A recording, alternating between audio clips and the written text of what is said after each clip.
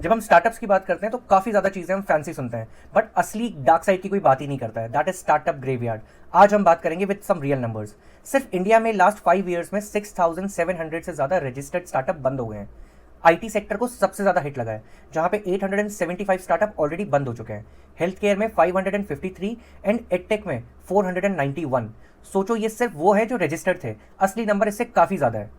अगर हम global data देखेंगे तो सीन और भी ज़्यादा स्कैरी है, क्योंकि वहाँ पे 90% से ज़्यादा स्टार्टअप इवेंचुअली फेल हो जाते हैं, और जो सर्वाइव करते भी हैं उनकी एवरेज एज सिर्फ 18 to 24 मंथ की होती है after their last funding round. After seeing and analysing 431 dead startups data, इन्होंने कलेक्टिवली $17.5 बिलियन रेज किया था। Yes, $17.5 billion. एक कंपनी ने ऑलमोस्ट $1 बिलियन रेज किए और आज वो एग्जिस्ट ही नहीं करती है। अब आते हैं एक्चुअल रीजंस पे जिससे वो सारी गलतियां आप अवॉइड कर पाओ। नंबर 1, 42% स्टार्टअप फेल होते हैं क्योंकि किसी को उनका प्रोडक्ट चाहिए ही नहीं था।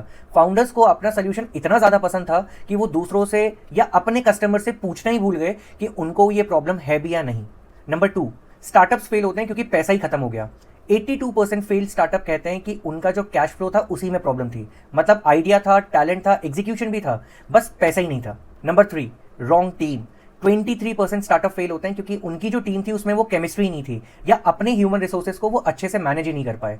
2026 का ट्विस्ट या फिर सबसे बड़ा हाइप है एआई स्टार्टअप्स, क्योंकि उनकी फेलियर रेट भी किसी से कम नहीं है। उनका फेलियर रेट भी 90% है। एग्जैक्टली 2025 में उन्होंने $211 बिलियन रेज किया है।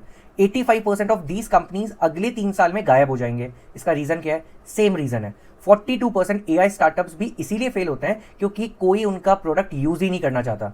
कूल टेक है बट अभी उतना यूजफुल नहीं है। तो जो स्टार्टअप सर्वाइव करते हैं वो ऐसा क्या अलग करते हैं?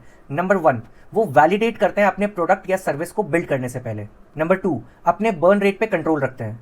नंबर 3, कस्टमर्स को ऑब्सेस करते हैं for their product, not their competitors. Remember, 5 साल बाद सिर्फ 50% स्टार्टअप्स खड़े रहते हैं, आधे से ज्यादा चल जाते हैं इस स्टार्टअप ग्रेवयार्ड में।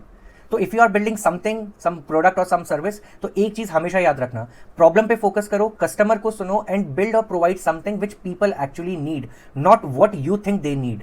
Follow for more.